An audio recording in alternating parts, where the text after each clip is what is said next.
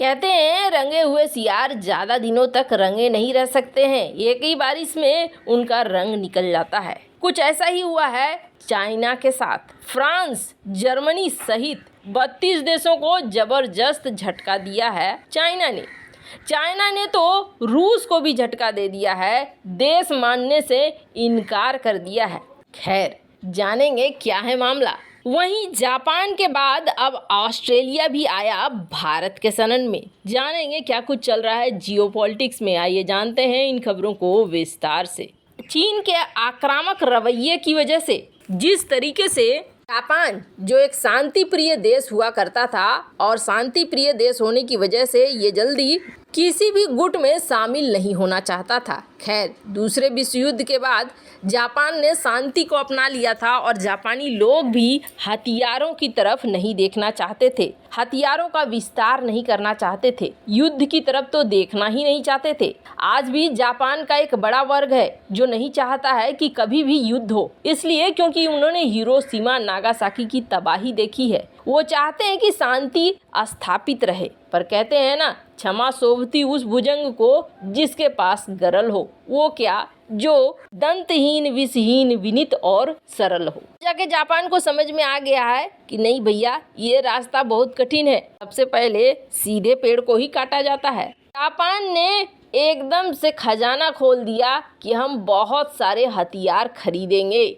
साथ ही साथ जापान ने अपनी विदेश नीति दिखाई। उस विदेश नीति में जापान ने कहा $75 बिलियन हिंद महासागर क्षेत्र के लिए हम निकालते हैं, मतलब लड़ाई की पूरी तैयारी। इसके अलावा रक्षा बजट को भी काफ़ी ज़्यादा बढ़ा दिया। जापान की विदेश नीति में एक चीज़ और जुड़ी, और उसमें ये जुड़ी कि भारत के साथ जापान अपने रिश्ते को अच्छा रखेगा और भारत के साथ मिलकर काम करेगा। भारत को अगर प्राइम टेक्नोलॉजी देने की बात होगी तो प्राइम टेक्नोलॉजी भी देगा, सैन्य सहयोग करने की बात होगी तो सैन्य सहयोग भी करेगा। और यही जापान और भारत में हम आजकल हाल फिलहाल में देख रहे हैं कि किस तरीके से जापान भारत के साथ जहां अंडमान निकोबार क्षेत्र में साथ मिलकर काम कर रहा है, तो वहीं चिकन नेक को संभालने के लिए बांग्लादेश में भारत की जगह भी काम कर रहा है। और सबसे बड़ी बात है कि अगर इंडो पैसिफिक में आता है तो बिना भारत के कोई काम नहीं चलने वाला है।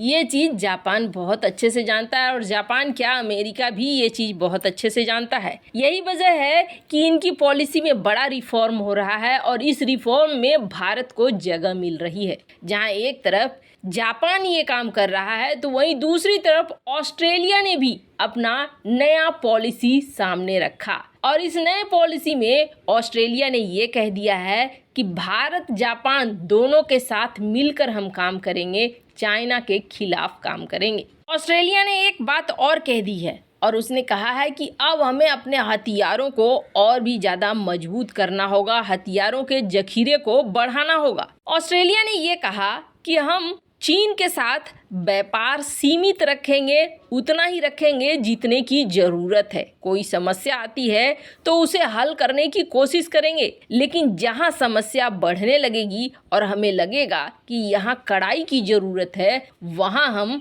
बिल्कुल कड़ाई से पेश आएंगे। खैर, जहां एक तरफ ये सब कुछ हो रहा है तो वहीं दूसरी तरफ चीन ने रूस को देश मानने से इनकार कर दिया है। एक बार को लगेगा, अरे ये क्या बोल रहा है चीन। बिल्कुल सही सुना आपने, चीन यही कह रहा है कि देश नहीं है रूस। आखिर क्या बात है। एक समय था जब यूएसएसआर हुआ करता था।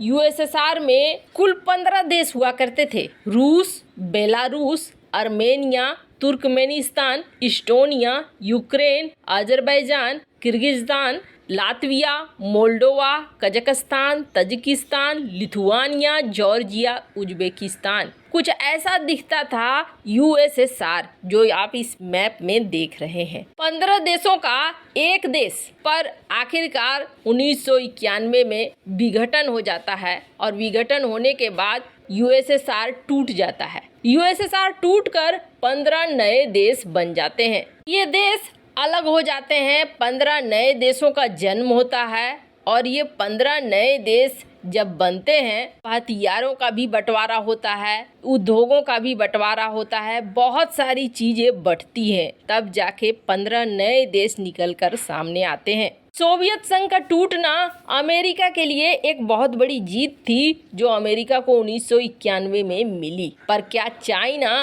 रूस के साथ वैसे ही संबंध रखता है, वैसी ही सोच रखता है जैसा रूस रखता है? हाल फिलहाल में हमने देखा कि रूसी रक्षा मंत्री के साथ मिलने के लिए चाइना के रक्षा मंत्री दौड़े हुए पहुंचे और दोनों ने फिर राष्ट्रपति पुतिन से भी मुलाकात की। राष्ट्रपति शी जिनपिंग और पुतिन के बीच करीब 4.5 घंटे की बंद कमरे की मुलाकात भी हुई। खैर, अब ये बात उठी कैसे है तो आपको बता दें, चाइना के एक एम्बेसडर हैं जो फ्रांस में हैं, फिलहाल पोस्टिंग उनकी, इन्होंने कह दिया है कि जो सोवियत स्टेट हैं, जो सोवियत संघ से टूटकर बने हुए देश हैं, उन देशों को हम देश नहीं मान सकते हैं, क्योंकि इन्होंने न तो कोई इंटरनेशनल एग्रीमेंट किया हुआ है और न ही इन्होंने अपनी स्टेटस को एक स्वतंत्र देश के रूप में माना है। यानी 15 का 15 देश, रूस भी इसमें शामिल है, ये एक देश नहीं है।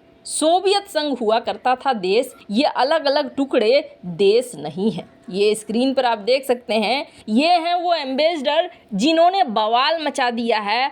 और इस बवाल के बाद यूरोप से लेकर सोवियत संघ के जो ये देश हैं, ये सारे कह रहे हैं कि एम्बेसडर ने जो कहा है ये बहुत गलत है, एम्बेसडर को अपने स्टेटमेंट को पीछे लेना चाहिए। हम कैसे एक देश नहीं हुए, इतने साल हो गए और इतने साल बाद इस तरीके की बात हो रही है। आपको बता दें, ये जो एम्बेसडर हैं ये वुल्फ वॉरियर डिप्लोमेट के नाम से जाने जाते हैं।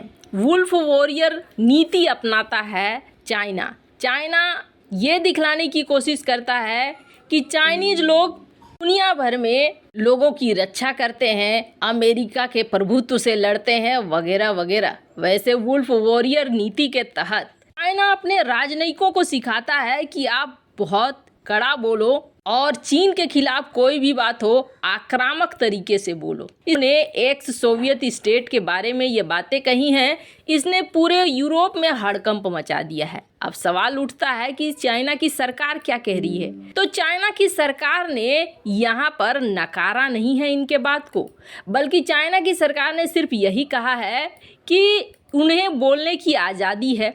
यूरोप में तो बोलने की आज़ादी को बहुत ज़्यादा मान्यता दी जाती है, तो उन्होंने भी अपनी अभिव्यक्ति की आज़ादी का इस्तेमाल किया है और उस अभिव्यक्ति की आज़ादी के बेस पर बोला है।